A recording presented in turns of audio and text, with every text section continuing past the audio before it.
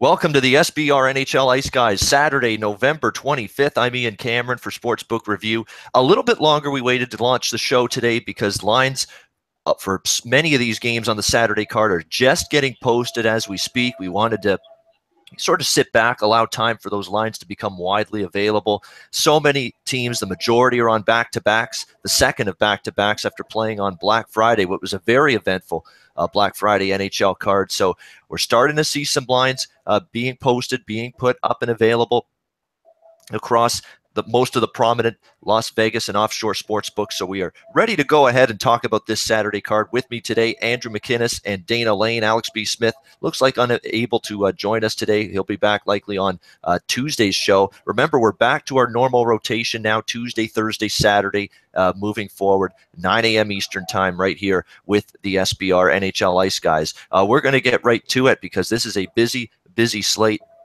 And we're going to start at the top of the card. Tampa Bay, Pittsburgh, 51-52. We've got the Pittsburgh Penguins, about $1.15 to $1.20 home favorite in this game. The total, about 5.5, minus 125 at a few locations. There is a 6 showing at Heritage Sports right now as well. So again, one of those times where you got to use SBRodds.com and make sure that if you're betting the total here, you're getting 6 if you like the under.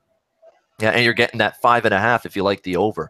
It could be the difference in the end between a win, a loss, and a push. So, again, SBRodds.com for all that information. And a reminder, again, sportsbookreview.com every day with daily articles. Dana Lane contributes to those, free picks, live odds screen, sportsbook rating guide. Check out the links below our video for the SBR social media platforms and give the show a thumbs up if you like it.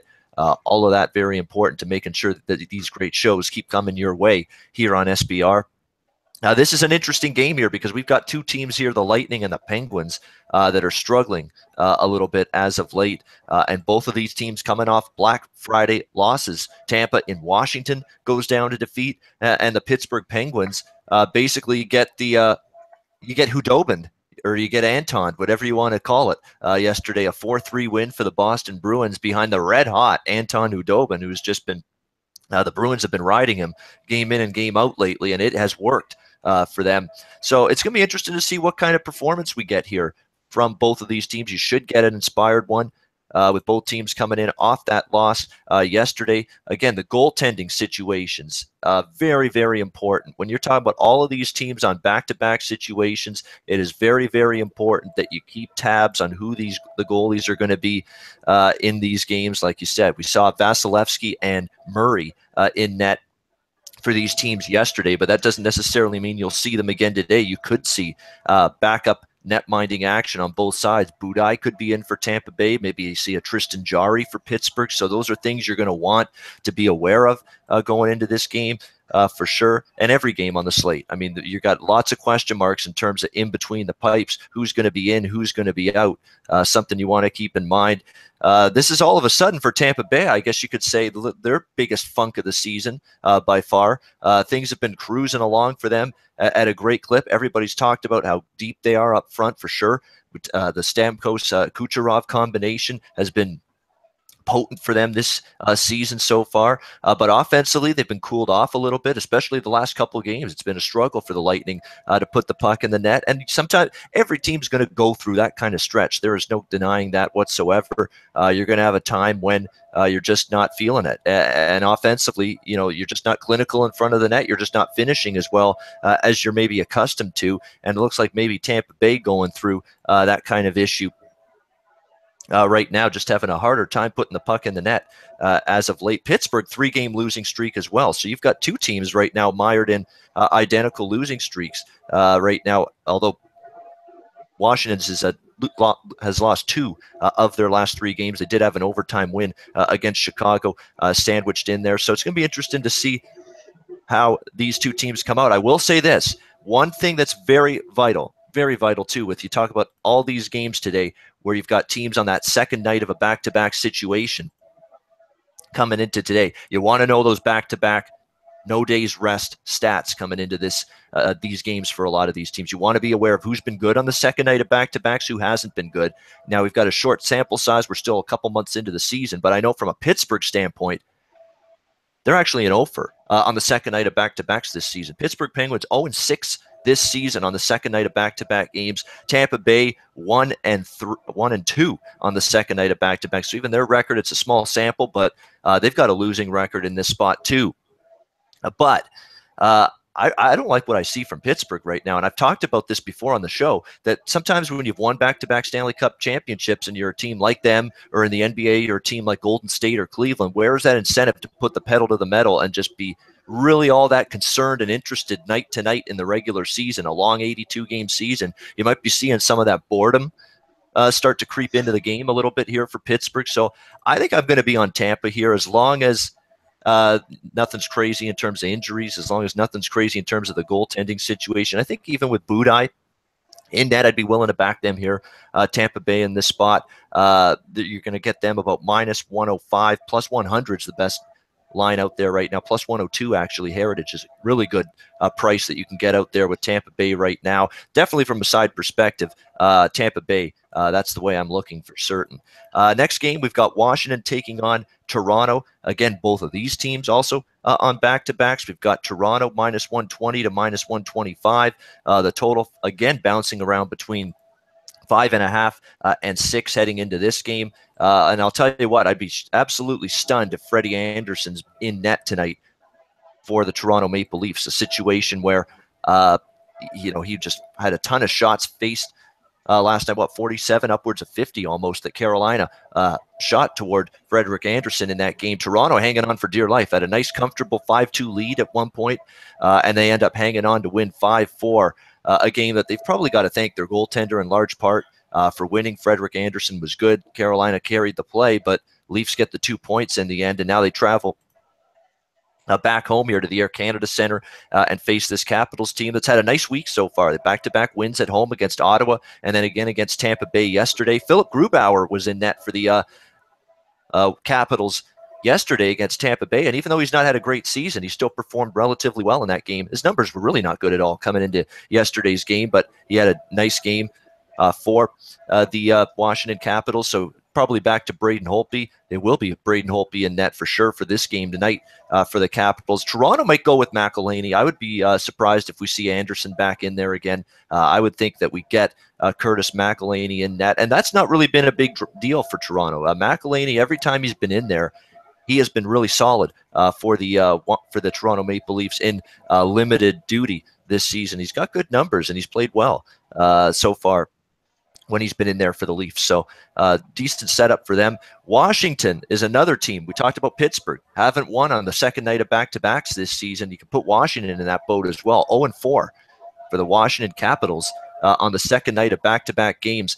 That's certainly something you want to be aware of. We've got Washington has struggled routinely in this spot. So definitely something to keep in mind if you're going to back Washington. If you're backing them, you're going to be thinking that maybe they can finally win for the first time, second of back-to-back games.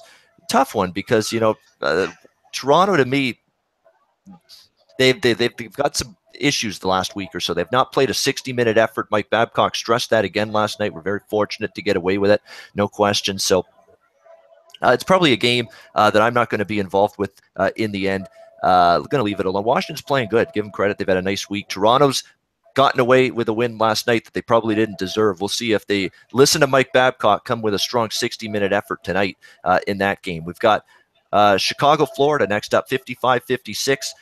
Florida, about -110, -115 home favorites. Total, about 5.5, shaded to the over. And we've got a special bonus for you in this game because Dana Lane's involved in it. We're going to get to him now. Chicago, Florida. He's got not one. He's got 2 plays for you on this game. He's going to give you 2 winners from this hockey game tonight. Blackhawks and Panthers. Dana Lane, what's up? What do you like here? Take a drink, Ian. Okay, so here's the thing about this. Just a quick note on the back-to-backs, too. Guys, don't overreact just because the team's on the back-to-back situation. Check their time of ice schedule, or time on ice. If you have defendants like Vegas had last night, don't overreact. And also remember with Vegas, they got a ton of defensemen, so they can rotate fresh guys pretty easy. So it doesn't always mean that, go against a team that's potentially fatigued. So anyway, on the Panthers-Chicago game, I mean, honestly, guys, when are we going to start thinking of the Blackhawks a little bit differently? I mean, as of right now, this is a team that's not into the playoffs. Jonathan Toews has had 2 goals in his last 16 games, and he's your top-line center. I mean, he is the head of your offense. This is also a line that has produced the whole line's produced just 2 goals in the last 5 games, with Saad getting the other 2 in addition. In addition to the goal from Taves, and Panic has no goals. So basically, there was 2 goals in the last 5 games. So point is, top line is absolutely not producing, and as go hockey teams are, they're led by their top line, and Chicago's just not getting it done right now. You do also have to ask yourself, I mean, how is Chicago going to rebound after a tough loss against Tampa Bay? I mean, honestly, that was a national TV game. They left it all on the ice. I mean, this was that, for all intents purposes, this was a playoff game. I mean, that intensity that you can hear sometimes through your television mimic what it would be in the playoffs, and Chicago came up short. So the question is, how do they get back up for a Florida Panther team that probably does not conjure up as much excitement within the organization as a win over Tampa might? So the other thing is too, you got to give Florida some credit. I know I've kind of been on them a lot, and I know that Roberto Luongo had to stand on his head to get this W, but honestly, I mean, they were facing a Toronto team that was pretty teed off after getting embarrassed at home by the Arizona Coyotes, and I realized they had to go on the road for this game, but really, this is a Toronto team that should have put them away easily and early, and failed to do that. So I think you do have to give Florida some credit. I don't like Chicago in the faceoff circle, which creates more opportunities for opposition. I think that's part of their problems this year. You can't lose 48% of your faceoffs and expect to have offensive consistency. In fact, if you take Jonathan Toews out of the equation, they've won just 44% of their faceoffs. So that's just not a team that I have a lot of confidence in backing, even though, once again, they have, a fantastic roster that you can match up against just anybody. But it's kind of the little things I don't see Chicago doing. And for that reason, I'm going to back Florida tonight. But I think there's going to be a lot of goals tonight. And so we're going to go Florida minus $1.06 over the 5.5 minus $1.17. Yeah, time for Bobby Lou to maybe have a little bit of a fallback after that great performance he had against Toronto the other night, because that was a game that he was really good in, and they went to a shootout. He was good in that, and they got the win. There was no doubt Toronto territorially was probably superior that night to the Florida Panthers, but that's sometimes the way it's going to go. So we've got 2 plays for Dana. Florida from a side perspective, and over in that game, 5.5. Is the number, minus 120. So Florida and over for Dana with the Blackhawks and the Panthers, 2 teams that are not on the second night of back-to-back games. They had the day off yesterday. We've got Buffalo taking on Montreal, 57-58 on the rotation. We've got Montreal about minus 180. Home favorites here in this game. A total 5.5, shaded to the under, about minus 125 to minus 130. The big news is Montreal welcomes Carey Price back to the fold, and he will make his return in between the pipes for the Montreal Canadiens. Carey Price in 11 starts this season with a 3.77 goals against and an 877 save percentage. Not exactly Carey Price-esque numbers, and he's going to hope that the return from this injury that he's had is going to be the start of a fresh start, clean slate, get back to the Carey Price of old. Although, to be honest with you, he didn't have a ton of help those first 11 starts. It's been a mash unit of a defense for the Montreal Canadiens. It's been a piss-poor defense, actually, at times, and it's been one of the massive catalysts and contributors to this tough start that the Montreal Canadiens have had so far this season. So we'll see what kind of effort we get. Obviously everybody's going to be a little bit more excited, fired up to come to the rink. You got your number 1 goalie back. Carey Price going to make everyone feel good again. No question about that. It gets everyone a little bit more excited, but we're still going to have to talk. We're still talking about a goalie that, for as good as he's been for years, did not start the season well, and a goalie that, he's been off now for a few weeks. So is he going to be able to just jump right back in the into the cage there and be able to play at an A level? We'll find out, but I'm sure the Montreal Canadiens will get a little bit of a spiritual, emotional lift a mental lift, I guess you could say, from his return tonight. That doesn't hurt that you got the Buffalo Sabres now coming into La Belle Provence on the second night of a back-to-back situation following their win against the Edmonton Oilers last night, the flu-ridden Edmonton Oilers, the flu going through that team in a big way. So it's not a great spot here for Buffalo, second night of back-to-backs. Their record on the second night of back-to-backs this season, 2-3 in 5 tries in this role. We'll see if they can better that tonight. But again, that win over Edmonton, 3-1 last night, let's not overreact to it. We're talking about, a loss or a win that snapped a 7-game losing streak for the Buffalo Sabres. They had lost 7 in a row before that win last night. And that win came with Edmonton dealing with the flu and Laurent Brossoit in net, the backup goalie. So let's pump the brakes on that win, turning things around for Phil Housley's crew. Let's see what they do here tonight. I'm not going to be involved in this game, but Andrew McInnes might, because he's going to be talking about it now. Sabres and Habs, Andrew. The ultimate Habs fan. Is his season and his life saved in terms of this hockey season with the return of Carey Price tonight? We'll find out. Andrew, what are you talking about here with this game? Well, Ian, I might as well just give out my pick, because I always love it when you segue me into it by pretty much taking everything I was going to say, all the notes I had on the game. But you kind of covered all the bases. But to go a little bit more in depth, I'll say with Carey Price coming back, in my opinion, it's almost just more important from a team standpoint than even the fact that he's going to be in nets for them. Like you said, he had kind of a shaky start, but I think of all teams in the league right now, this is one of those teams. And everyone always says this, who is the all-star on the Canadiens? Is it Pacioretty? Is it Drouin right now? And everyone says, our only all-star is Carey Price. And I think so when you have a guy like that coming in, not that our goaltending, Lindgren did good coming in, did very well, filling the role for the Carey Price when he was out. But when you have a guy coming back from an injury, and I think Carey Price took his time this time, he didn't rush getting back at all, especially for a team that hasn't been performing too well. There's no point in rushing it and coming back. And, after missing 10 games, it's a Saturday night game. I think it's going to be highly anticipated. Everyone's going to be talking about it. But, on the other side of things, Ian, it's like you mentioned about this Buffalo Sabres team.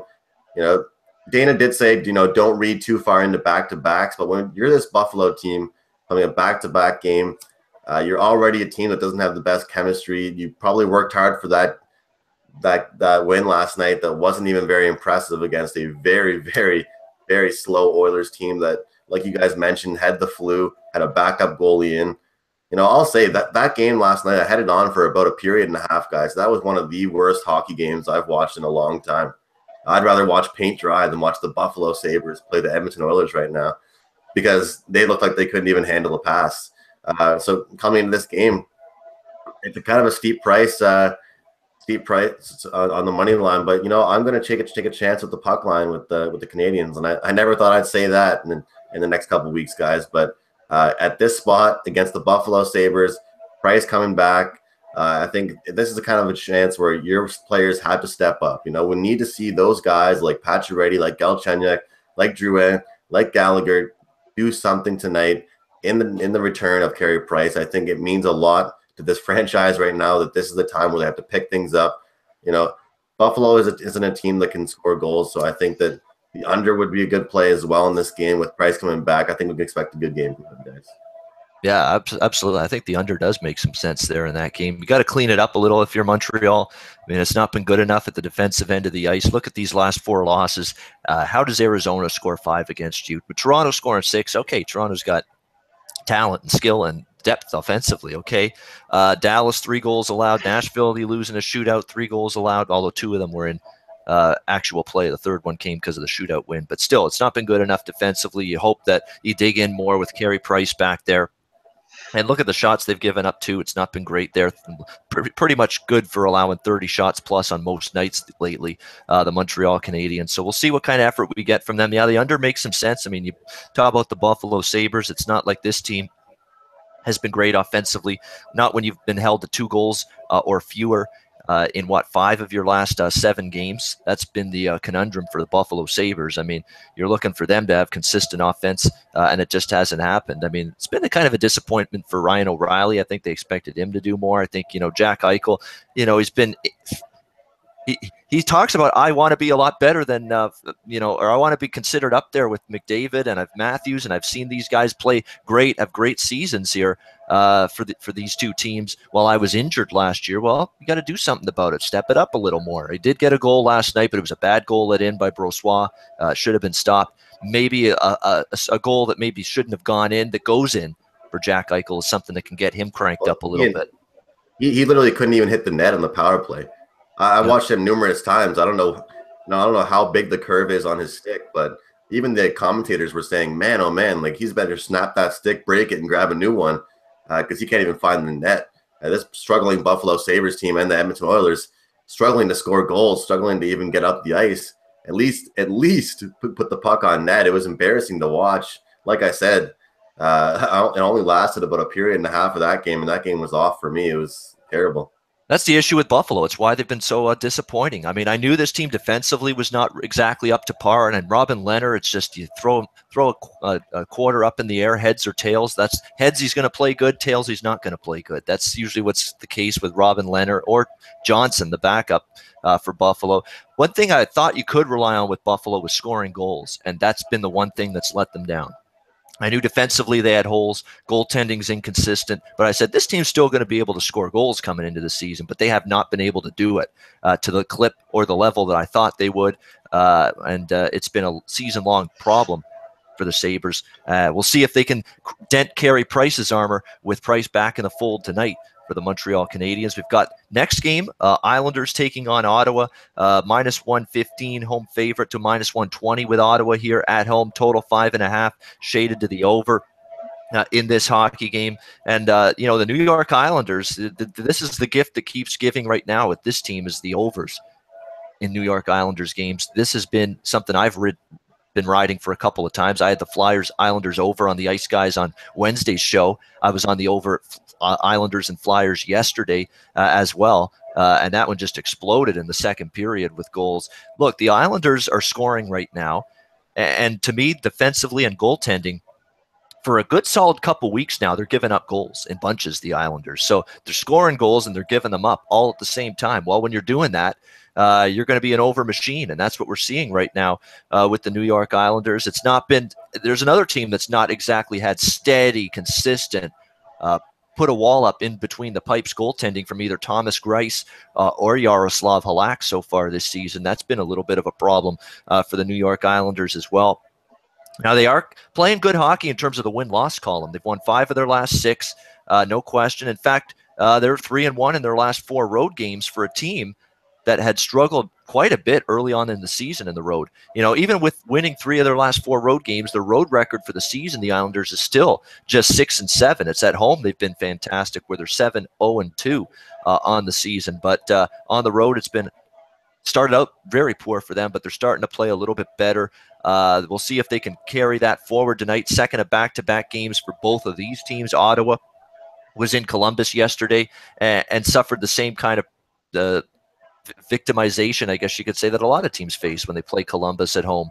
You don't end up getting the victory, and that was Ottawa last night against that Jackets team. They were in it. Good effort from them, but the Jackets got the key goals in the third period, and that was all she wrote. And things really starting to unravel a bit for Ottawa. They've lost 5 straight games. They've had trouble offensively, 2 goals or less in each of those last 5 games, all of them losses. Grand total of 7 goals scored for the Ottawa Senators in their last 5 games. But hey, guess what can sometimes cure you? An Islanders team that's given up a bunch of goals lately. I mean, they've given up 4 goals or more, the New York Islanders, in 4 of their last 7 games. So this has been a team that's given them up.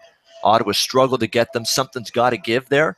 I'm going to say it gives for Ottawa. They're back home. I think you're going to see them find the back of the net with the way Ottawa's played lately. And we might see a Condon in net here, Mike Condon for the Ottawa Senators here. I'm not sure he's the protection you need in between the pipes here for the Ottawa Senators, because last time he was in there, he was not very, very good.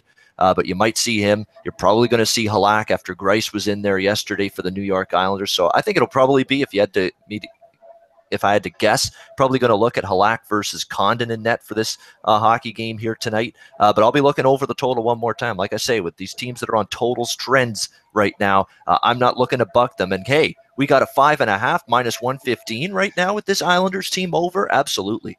That's definitely a bet for me. New York Islanders, Ottawa over 5.5 tonight. I think Ottawa gets that offense rolling a little bit more tonight against the New York Islanders. Again, they've given them up in bunches. So is Ottawa, and the Islanders offensively. We're talking about a team that right now is feeling it. I mean, they're not even getting a whole lot from Tavares offensively. The guys that are making things happen for them, the defensemen are chipping in offensively. Matt Barzal's playing well. Josh Bailey's playing well. Ho-Sang had a nice assist yesterday. Anders Lee has been good offensive. Those are the guys getting it done right now for the New York Islanders. But right now they're getting that depth scoring, that secondary scoring. So as a result, you're seeing them trend over the total, and I think it continues tonight. So Islanders, Senators over 5.5 there for me. New Jersey, Detroit, next game, 61-62. We've got Detroit minus 120, minus 125, home favorite, total 5.5. A little bit shaded to the under in this game. Detroit, an overtime loss to the New York Rangers yesterday, 2-1. New Jersey hangs on to beat the very, very feisty Vancouver Canucks 3-2. Give Vancouver credit. They've been a very tough out so far on this road trip, but New Jersey able to get past them. Problem is, you did have Corey Schneider in net for the Devils yesterday. I'm a little bit less reluctant. I'm actually interested in the New Jersey side here for sure. I'd rather trust them getting a slight plus price than Detroit at home laying it, but we might see Keith Kincaid in net, and that's not exactly a goaltender that I'm all that excited about backing or endorsing here in this hockey game tonight. So again, keep an eye on the goaltending situation there on both sides. I think there's a chance that you're going to see Kincaid in net for the New Jersey Devils. But the New Jersey road record's been really good, 7-3 on the season. The Devils on the road. This is a team that I don't mind backing away from Brooklyn there. So I think it's a team that's got the chance, from Newark rather, a team that's got a chance to get the job done here tonight. Even if Kincaid's in there, I'd still lean Devils, but would prefer Schneider being in between the pipes. Either way, I'd definitely lean to the Devils in that hockey game. Minnesota, St. Louis next game, 63-64. St. Louis about minus 145 to minus 130. Or minus 145 to minus 150, I should say, at home. Total 5.5, shaded to the under. The St. Louis Blues coming off a loss to Nashville. How about Nashville? How about that for an impressive win? You go into St. Louis, shut him out last night, 2-0. Great defensively. Pekka Rinne, who has frustrated me. I know he's frustrated Dana, and I'm sure a lot of other people over the years with how inconsistent he can be, but he's had a very good, solid season so far. No doubt about it, Pekka Rinne. And it's good to see because they need him to be good if they're going to be a cup contender. And with a good Pekka Rinne, they're absolutely a cup contender again this year. I've said it many times about that Nashville team. They got the center ice depth. They got the blue line. They got the goaltender when he's in his zone like he is now to do damage and go a long way this season. So good win for them in St. Louis. The Blues will be looking to bounce back from that. I probably lean to the Blues to bounce back. They had Carter Hutton in between the pipes last night. Nothing against Carter Hutton, but I'd still prefer Jake Allen over him. Jake Allen will be back in there, you would think, tonight for the Blues in this hockey game against Minnesota. And Minnesota's, again, another one of those teams right now that's very, very up and down. Not sure what you're going to get from them, as evidenced by their 5-5 road record, 11-10 on the season. That's about where the Minnesota Wild should be. Offensively, they're good some games. Offensively, they're terrible some games. Devin Dubnyk goes in and out of hot streaks left and right. So, hot and cold streaks. So it's just one of those situations where Minnesota is exactly where they should be, flirting right around 500. So St. Louis, to me, still superior squad. I'm always interested in St. Louis off a loss. They're usually pretty good in that spot. You get good focus.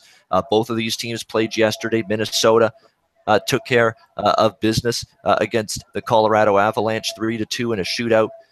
Back-to-backs records. We've got Minnesota 2-0 actually this season, back-to-back. But hey, St. Louis 3-0.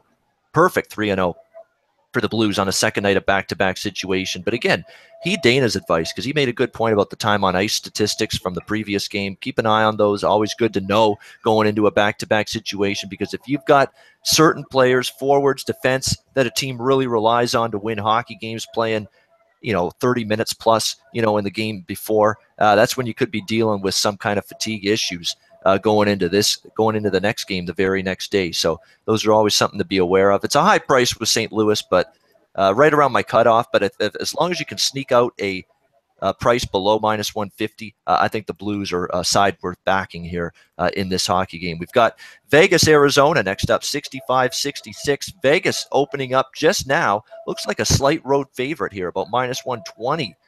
Somewhere close to that range showing up right now at Pinnacle, among other places. The total 5.5 at Pinnacle as well. Looks like it, unless it's it's 5.5. Vegas, Arizona total 5.5, shaded to the over, about minus 115 there, showing up minus 113. Actually, right now as we speak in Vegas, about minus 119, minus 120 road favorite. That line just honestly opening up the last minute or so that we've been on the air. So interesting game. How about the Golden Knights? They do it again. Another home win. Their 8th straight home victory at T-Mobile Arena last night. Just fantastic for this franchise. I am cheering for them all the way to have a great season, make the playoffs, stun the hockey world, and I think they're on their way to doing that. It is a team to take seriously. This is not any sort of a fluke. This is not any sort of joke. This team can play. This team is well coached. They're prepared to play nightly. The fact that they won that game against San Jose despite having a really miserable second period, that was one of the worst periods they've had in a while, the Golden Knights. They battled back. They fought through it, and they just found a way in overtime. That's so impressive against a San Jose team that defensively, San Jose's not giving up 5 goals to people right now. The fact Vegas put up a 5 spot on that San Jose defense right now, very, very impressive stuff. Love what I'm seeing from the Golden Knights. And even before that, who says they can't win on the road? They dominated the Anaheim Ducks the other night in that road win in the Pond on Wednesday. Great stuff from this team. I'm not stepping in their way, even on the road. I know on the road it's been a little bit more dicey for them than it's been at T-Mobile, but they did win their last road game in Anaheim, and it's not like Arizona's a team you can't beat with proper focus and proper execution. If you bring focus and execution to the party against the Arizona Coyotes, you got a good chance to beat them. And that's what Vegas is going to have. Goaltending-wise, I think you might see a Malcolm Subban here. We'll see. Legacy got the start against San Jose, but was pulled. I don't think he was terrible in that game. There were some bad bounces that went against him. I think it was a Gerard Gallant move to shake things up, get the team, back on track after their 4-1 second period lead evaporated and became 4-4 going into the third. I think that was more, let's take Maxime Legacy out of the game because we need a little jolt of momentum to go our way rather than he stunk up the joint. So interesting to see where Gallant goes with his goaltender tonight, but I know one thing. At this price, it's Vegas or pass for me. And Dana Lane wants to talk, of course, Golden Knights, Coyotes. He's the resident down there in Las Vegas. Dana, how about those Golden Knights? They just keep on keeping on, don't they? Yeah, there's no way that Malcolm Subban doesn't start tonight. In fact, Scott Wedgwood, we talked about this earlier, is Scott Wedgwood is probable for the Arizona Coyotes. So, going back to Subban, all he's done is gone 3-0 and save percentage well over 93% and a goals against average at under 2. So that's all that Malcolm Subban has done. And, what's funny about this, you talked about the 5 goals against San Jose, and obviously that's a legitimate point. But even on top of that, the 33 shots on net is that's just something that San Jose doesn't do and doesn't allow. And I give Vegas a ton of credit because a lot of teams after San Jose came back to tie it up, they would have wilted and went away. In fact, though, with that goaltender interference call, that would in fact have put San Jose back up in the lead. I thought that was huge for that call to go Vegas's way and to have the goaltender interference, which obviously wiped out the goal. I'm not too sure if they gave up that goal, what kind of momentum shift that would have created. But nonetheless, the goal did not count, and Vegas came back and won the game. And you have to give them a lot of credit too, because even having a 4-1 lead and just having a real bad spot in a hockey game where they give up 3 goals and the game is tied at 4, and a lot of obviously momentum was on San Jose's side. You have to just give this team a bunch of credit, and I'm telling you, Ian, there's a point where you have to say this team's a really good team. In fact, in my power rankings, I have them 8th in the NHL. I have them 5th in the Western Conference, and I try not to go too crazy, but I try to be, I take what they've done into account. Look, who's left in the West that they haven't beaten? Edmonton. Okay, they didn't beat Edmonton, and they still haven't played Calgary. but they've beaten Chicago, they've beaten St. Louis, they've beaten Los Angeles, Anaheim. So why are we not? Why is it so crazy to talk about this team as a team that's legitimately one of the best teams in the Western Conference? The other thing you have to take into account, too, is the fact that, with all these guys on this roster, not only are they playing with a chip on their shoulder, which I've talked about many times, but they have a lot of RFAs and the UFAs going into next season. And guess what guys do when you have a chip on your shoulder and you're playing in your contract year? You show up every single night, because every time you have an opportunity to hit the ice, that's another chance for you to maybe add some value to your game. So you got a lot of factors going on here. In fact, if you look at the schedule too, I mean, even to start the year in Dallas and then back-to-back against Arizona, they get on a little run against teams that are good, but then they have a soft spot come right after that. We are really, and I know there's the Thanksgiving concept of if you're in the playoffs at Thanksgiving, you're in. I don't know. I don't buy into that too much. I think it's way too early. But there is a spot coming up where they have to play Tampa, Washington, Anaheim, LA, Toronto, Nashville, St. Louis, Chicago, and the Rangers. Okay?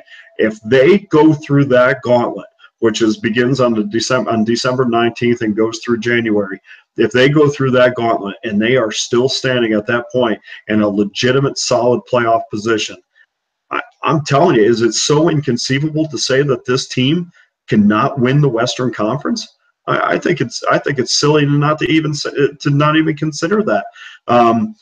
So the other thing that's great about Vegas, that's good about Vegas too, and we talked about this before the season. Well, you got to get rid of all your glut of defensemen. No, you don't really, because what they're doing is they're rotating fresh guys in every single night, and I think that really has been a benefit. So we talk about teams that are back-to-back. Well, let's take into account that we don't have the defensive rotations until practice this morning, but they're going to roll fresh guys in here. So back-to-back, at least defensively, means absolutely nothing.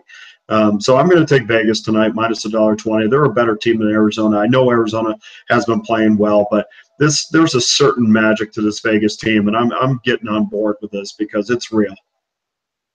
And effort tonight, I really do, because Gerard Gallant said we got away with maybe not one of our better efforts last night, and I think. Yep, and I think you're going to see that from them tonight. So you've got the coach already. That's why he's a great coach. It's fine. That's why you're so fucking stupid, Florida. You really, really are. Don't even get me started on that. But yeah, Gerard Gallant is a guy that I really like. He got totally blackballed there. And look what he's doing. He's making sure the team's got that right mindset. Hey, enjoy the 2 points. You battled your ass off. You fought. You had the lead evaporate, but you came back, got it in overtime. But we still didn't play well. We got to be better than that if we expect to get 2 points on a nightly basis. That's coaching right there. That's getting your team in the right frame of mind, the right mindset the next night. Not letting them get content, not letting them get complacent. That's the way you do it. As a head coach. Way to go, Gerard Gallant there. I'm totally in agreement with Dana. It's a Las Vegas bet for me from a side perspective there, or nothing at all. I like what I'm seeing from that team. That was part of my hockey premium sweep last night, was the Vegas side. I mean, how are they a home underdog in that game against San Jose? If the odds makers are treating the Golden Knights with the same respect with the record they have as other teams, with the overall record they have, with the 8-1 home record they had going into last night, why are they a home underdog then? Why? If you're giving them the same respect, or you're supposed to be giving them the same respect you give other teams that have played this well, especially on home ice, why then are you making them a plus price at the T-Mobile then? Why? So there you go. It's a perfect point to Dana. Nobody is giving this team yet its full due, because you're not supposed to be a home underdog at any point when you have the kind of overall record, and particularly home ice record, that the Vegas Golden Knights have. But you saw it yesterday against San Jose. So thank you very much. I was able to take advantage. I appreciate that. Again, nothing but good things to say about this hockey team. Playing great right now. And again, all you got to do is be focused, be ready to play well, and you're going to beat Arizona. That's the way it goes right now with the way things have gone for the Coyotes. So, yeah, Vegas makes some sense to me absolutely in that game. Next up, we've got Calgary, Colorado, 67-68. We've got Colorado about even money. It's about -110 on both sides, pretty much with this game. Flames and Avalanche total 6 in this game, shaded to the under at -120. Colorado had gone over the total in, I believe, 12 straight games, and they've now gone under in 2 straight. Dallas game earlier this week, they shut out the Stars 3-0 on home ice, and then yesterday that game stays under the total against Minnesota, 3-2 shootout loss in St. Paul against the Wild.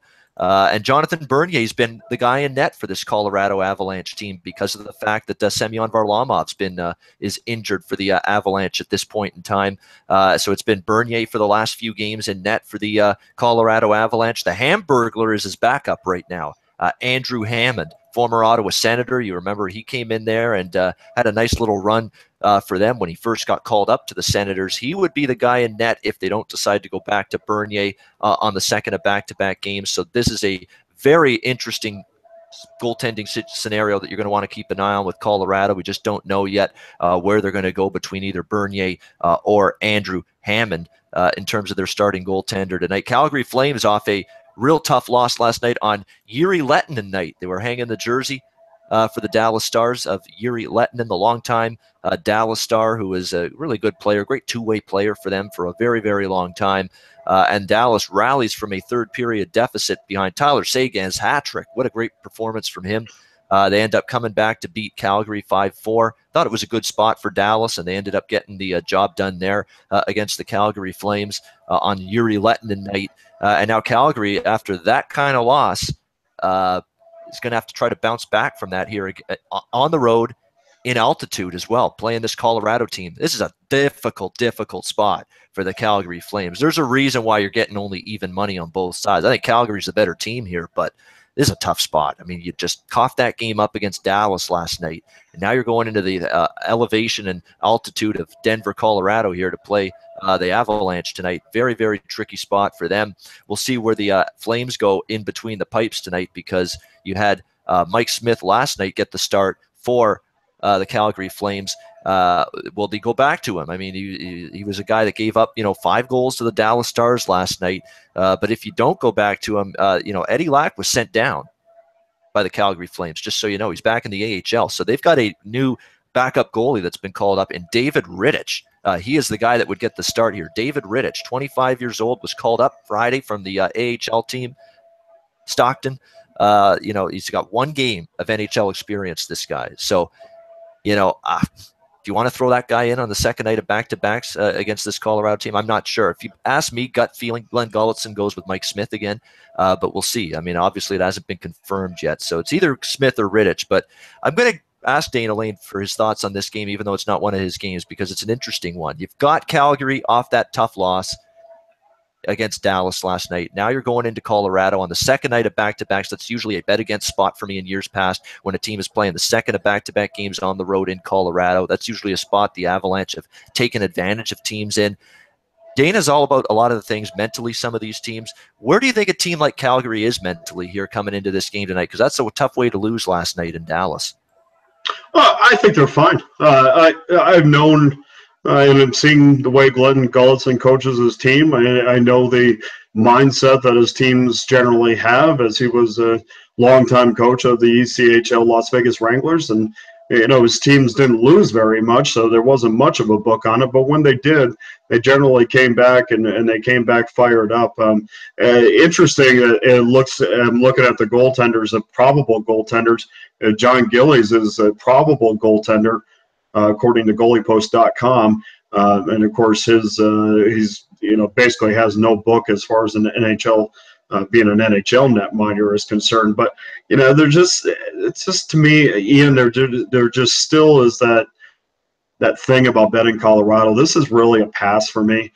I really don't have a lot of interest in this, but I will tell you this: if you do like the dog in this, I do like the way Glenn Gulletson prepares his teams. So I don't have any problem with them, coming off a bad loss, or it to me makes no difference, because I think his teams mostly are always in the correct mindset. It's to me just a talent issue, really. I mean, it's not I think they bounce back pretty easily. There you go. And on top of that too, man, I mean, when you lose games in that fashion, I mean, what's the first thing you want to do? You want to get right back on the ice, and you're fired up to put it behind you. So I think psychologically, it's a lot easier to put those bad losses behind you if you play right away. That's true. You get back right on the ice, get right back in the saddle after a tough loss. Sometimes it's the best thing for it. And you're right, Dana does have that connection with Glenn Gulutzan he spent time in Vegas for a while, back in his minor league coaching career. So and you know what? To me, Glenn Gulutzan is good for this kind of situation because he's a very even-keeled guy. He's not going to just absolutely, just blow a gasket when things like last night happen. So that's kind of like the nice mindset you want. Keep players calm, keep them, loose a little bit. Nobody gets tight, gripping the sticks and gets, all flustered. Glenn Gulutzan, I think, has that right demeanor.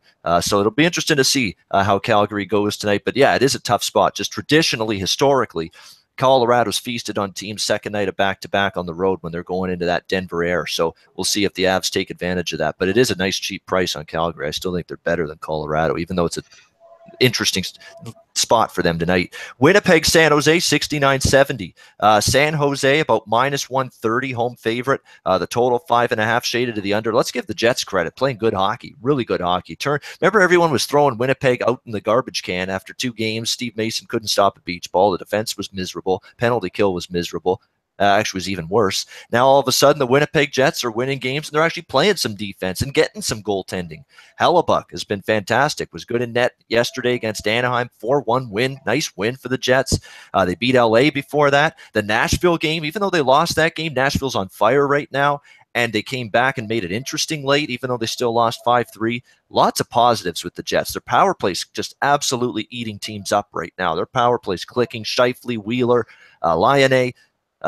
Brian Little gets on the score sheet yesterday. I mean, this is a lethal team offensively. All they need to do and worry about, if you're Paul Maurice and the coaching staff here with Winnipeg, play a little defense, get some stops. They're getting it right now. They're playing better defensively a little bit, and they're getting some stops. Hey, even Steve Mason, when he got a rare start in LA the other night, was terrific. That was his best game by far this season. So if they could get him right and get his ship back in the positive direction, that's going to go all that much further to help this Jets team. Now they take on a San Jose team that's coming off a wild, emotional game. Back and forth. You had some overturned goals in that game against Vegas last night that, some went San Jose's way, some did not. Of course, in the third period goal that got wiped out that looked like would give San Jose the lead. Dana alluded to it earlier. That could have been a big one, but it was called back. The game stayed 4-4, and that really gave Vegas the momentum they needed to really push the play to San Jose in that third period. They didn't score, but they had chances. They drew a late penalty on San Jose and had some chances on that power play, just couldn't bury it. But they end up getting the job done in overtime. And by the way, if you have not watched the local Golden Knight television feed, AT&T Sportsnet, for one of their games, Dave Gosher is not good. He's great. He is fantastic as a play-by-play. Fantastic. So is Shane Knighty. Yeah, exactly. That is a great crew. Shane Knighty's fantastic. I mean, he's one of the best color guys that I've heard. I mean, you legitimately listen to Knighty do games and you learn things. He sees absolutely. The game well. That's great. And it's funny because Dave Gosher, who was a Bruin radio guy for years, called the Bruin Stanley Cup championship year. What was it, 2012, 2011? When Shane Knighty was on the team, was on that Bruin team. So there you go. They've got that connection as well working for them. So they've known each other for a while. You can tell that they've known each other for a long time. They've probably been friends for a while, and they do a good job there. But San Jose, tough game for them to bounce back from because it was an intense game. There was intensity. It was emotional. It was roller coaster rides. You fell behind big time early in that game. You rallied back to tie it 4-4, only to lose it in overtime with the Marchessault game winner. So difficult spot. And I'll tell you what about San Jose right now. They've not been as good at home in the tank as they've been on the road. Their home record is everything. And they flashed a graphic up on it. Their home record's not as good. Their goal differential at home's not as good as it is on the road. I like Winnipeg again. They've been nice to me this week. I've had a couple winning bets with them. I'm going to take one more shot with them. They're playing good hockey right now. They're confident. They catch San Jose they're both on second of back-to-back, but keep this in mind. Winnipeg played 4 p.m. Eastern yesterday. San Jose played 6 p.m. Eastern. So you do have those couple hours. It's not the end of the world, that they played 2 hours earlier, but it's a little bit of a difference, just a little bit of an edge that Winnipeg has in terms of the scheduling and the timing of this hockey game. So I like Winnipeg, especially getting a plus price. And Andrew McInnes is also involved here with the Jets and the Sharks. Andrew, what are you looking at here in the tank tonight? Yeah, thanks, Ian. I think Winnipeg has been playing some really good hockey. I've really liked them so far. And yeah, I'm glad you kind of had that lean on Winnipeg. I'm actually on the under in this game. Look, one thing I will say is I'm not buying the fact that San Jose was able to put up 4 goals against Vegas last night. I mean, Vegas knows how to win at home, it seems. They know how to score themselves. But one thing they haven't learned, obviously, with their goaltending issues and just defensive issues is, how to keep the puck out of their own end and their own net. So I'm not really too impressed by San Jose's game yesterday. Sure, they played well, scored some decent goals, but that's not going to fool me. It's not going to make me think that they're any kind of different team that I'm used to seeing from these guys. And, over on the Winnipeg side, first of all, I have to mention their depth. Like you just said, Ian, great game yesterday from Ehlers, from Little. I think these guys are going so underrated because everyone thinks that, it's all about the depth. It's all about the depth. But when you're on the power play, when you look at their power play percentage, they're very lethal. I mean, every guy out there could put the puck in the back of the net for this Winnipeg team. But the edge that I think goes really underrated for this Winnipeg team and why they're playing so well is their defense and their goaltending. I think they do a great job of being very conservative because they know how good their forwards are. The defensemen move the puck up the ice very well and get it out of their own end very fast. They don't try and hold the puck for too long or do anything too fancy with it, do it too much. They just get that puck up to their forwards and take care of business. And like you mentioned, Steve Mason getting that rare start for the Jets. I was kind of shaky, kind of wondering what he would look like. You kind of use that phrase and, flip a coin and wonder how Mason's going to play for him. It turned out it was the good side of the coin, but Hellebuck, he's been playing outstanding as well. So sometimes I've been looking to lean the Jets right now, but I think right now this is a good spot to take them on the under, just strictly because I think that San Jose, they don't have it in them to put another 4 goals in or 3 goals up. I think they're going to be gassed tonight. I don't think they get that production whatsoever. And look, Winnipeg put up 4 goals yesterday to defeat the Ducks 4-1, but I think this is going to be more of a conservative win for the Jets. All right, so we've got I'm on Winnipeg, and we've got Andrew on the under 5.5 in that hockey game. Jets and the Sharks tonight in that one. So that'll be an interesting game. And again, you talk about fatigued a little bit. You're right; they played a little bit later than Winnipeg did, and an older team. I mean, the average age of San Jose, it's way up there compared to Winnipeg. I mean, so that's another little factor you got to keep in mind here. You're talking about a lot of these guys, the Pavelskis and Thorntons and a lot of these players on this team, are they going to have that in the tank to keep going strong, keep going hard here on the second night of back-to-back games? We'll see. That was an exhausting an exhilarating hockey game against Vegas yesterday. That was a fun game to watch, and we'll see if San Jose is able to withstand that here, second night of back-to-back. But Winnipeg 4-2 in their last 6 road games, by the way. They played better on the road lately. The 2 losses in Vegas, no shame in that. Everyone's losing in Vegas right now. And Nashville, who's a great home team and playing terrific hockey right now, the Predators. Those are the 2 losses during those last 6 road games. Nothing to hang your head about if you're the Winnipeg Jets. So I like Winnipeg here, getting a plus price. Good value for a team playing good. Anaheim, LA. Last game on the card, 71-72. We've got LA minus 145 to minus 150. Home favorite, total 5.5, shaded to the under. Clear pass for me from a side perspective. Anaheim is struggling. They got Cam Fowler back, but they can't put a puck in the net right now. Offense is dried up big time. And everyone's talking about they've been without Kessler for a while. They've been without Getzlaf for a while. This Andre Kasha injury is a big one, too, for them. I mean, they missed that guy ever since he's gone down. Looks like things have even gone worse as well for the Anaheim Ducks. And that's a bit of a problem for them. The injury bug is bitten this team probably more than any other so far this season in the NHL, and they've really not been able to get any sort of rhythm or flow going here in their season. Look at their record; it's just a paltry 10-11. It's actually amazing they are 10-11 considering all the injuries they've had. That they're only a game below 500, but it just continues to be an issue. There's so much pressure on John Gibson to perform well on a nightly basis and give his team a chance. Problem is, LA's not a lay 150 with team for me. Hardly ever, and they aren't for me here in this kind of spot, laying this kind of price upwards of close to minus 150. I know Anaheim's in a real tough shape right now. It's been a tough week for them once again here so far the last few games, but from my standpoint, it's just too much of a price to lay with LA. And we've got Andrew involved in this game as well. The Ducks and the Kings, the freeway face-off. They renew it tonight on the West Coast. Andrew, what are you looking at here in this one in LA? Look, Ian, this is just one of those games where I'm going to try and challenge these teams to go over the total with me. I'm going to try and challenge these teams to be able to put up the numbers that I don't think they can. I don't think these teams are capable of having a high-scoring game on me, and which is why I'm on the under, obviously. I just think these are two teams right now. I understand Anaheim kind of underperformed yesterday.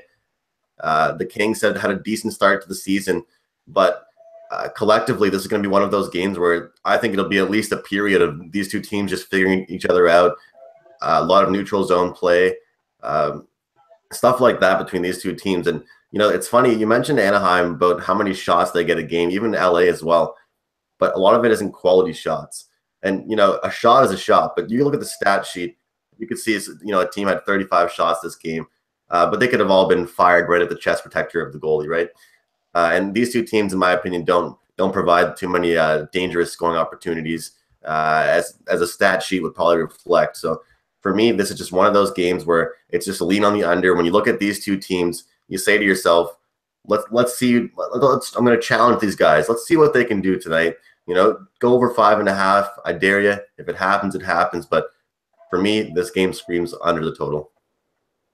Yeah, no argument. You're not going to see me debating that. I mean, until Anaheim shows you that they can score, it's definitely been an issue for them. No question about that. And you look at it, been absolutely snake bit in terms of offense, especially the last couple of games, no question. And you look at the long-term trends too for these two teams. It's been a long-term under series. I mean, going back 16-6-4 under the last 26 meetings here in LA. It's one of those situations where you would not expect either of these teams that are struggling to score, even LA, 2 goals or less in 3 straight games of their own, could be having some trouble finding the back of the net tonight. Interesting to see who they go with in net. It was Gibson yesterday for Anaheim. Maybe you see Miller tonight in net for the Ducks on this second night of back-to-back situation. So that's going to be interesting to see if they're going to go with the veteran Ryan Miller in net. And he's played well, actually, so far in limited duty. So I don't think it's a big deal. I don't think it's going to shake up the under in any way if that indeed happens. So, yeah, it makes sense to look under Ducks and Kings there. And that brings an end to the card. We're at the end of the card, which means we're just about at the end of the show, which means it's best bets time. Best bets entering today, 43-35 on the season, a profitable winning result. We'll hope to keep that going with our best bets today. We'll go right to left today. We'll go with Dana first. Your best bet on this Saturday card. I'm all over Florida and Chicago going over the total today. I just think it's going to be a high-scoring game where Florida's not going to be able to stop Chicago offensively. But on top of that, I think Florida is going to carry the pace of the play, and they're better. They're a better team in the face-off circle. I think Trocheck and Bukestad are going to have an easy time of it against Anisimov and Nick Schmalz, who are absolutely horrible in the circle. I think Florida controls the majority of the play, but I think Chicago gets the better of the scoring opportunities. And look, a lot is made about Taves and Anisimov and how great these guys are, and they certainly are. But I'll take my chances with Barkov, and I think he's playing just as well as anybody on the Blackhawks right now. So I'm going to go over the total in this one. It's minus $1.10 at 5 dimes. I think that's a fair price. All right, over 5.5. Chicago Blackhawks, Florida Panthers. Dana Lane's best bet. For Andrew McInnes, your best bet for today. Well, guys, at the start of the season, I was kind of hesitant to taking unders. This year we started off seeing such high-scoring games. But right now, things are kind of settling down a little bit. And I'm going to look back at this Winnipeg versus San Jose game. Ian, a good note that you mentioned after I spoke about it last time is the age difference as well in these two teams. And the fact that San Jose was able to have a great game yesterday, that back and forth, great compete level versus the Vegas Golden Knights. And I just don't think we see that same compete level that we saw last night. I just don't think it's able to be there. And I think this is one of those 3-1 kind of games for Winnipeg where they slowly just chip away at this older San Jose team, we'll say. And that's my best bet, guys. The under in the San Jose versus Winnipeg of 5.5 goals. All right, Winnipeg, San Jose, under 5.5, best bet for Andrew McKinnis. Well, guess what? 3 best bets. We're going to be, Dana, Andrew, and I, we're going to be Tommy Totals today here in the NHL. I mean, we're all on totals for our best bets, and I'm going right back to what's worked for me now for a couple of games, 3 actually. In fact, the last 3 involving this team. We're going to go right back to the well, look for another one where we see this team give up goals, score some goals, and I think the other team finally gets their scuffling offense going a bit, and we might have a backup goalie for the Ottawa Senators in this game as well. So keep that in mind. We're going to go over to 5.5, minus 120, minus 125, in that range. The New York Islanders, Ottawa Senators. That is going to be my best bet for Saturday. So there we go. We got over 5.5 Chicago, Florida for Dana. We've got under 5.5 Winnipeg, San Jose for Andrew, and mine is over 5.5 with the Isles and the Senators. And that's going to bring a wrap to the show. Thanks again to everyone for tuning in. It's Saturday morning, but the fact we've got everybody with us, we really do appreciate that. Hope you enjoyed the show. And if you did like the show, give us a thumbs up. We really do appreciate that. We will be back with our regular schedule now moving forward, Tuesday, Thursday, Saturday, 9 a.m. Eastern time. So we'll see you again on Tuesday, 9 a.m. for the next edition of the SBR NHL Ice Guys. For Dana Lane, for Andrew McKinnis, I'm Ian Cameron for Sportsbook Review. Enjoy your weekend. Good luck today. Enjoy the games and good luck.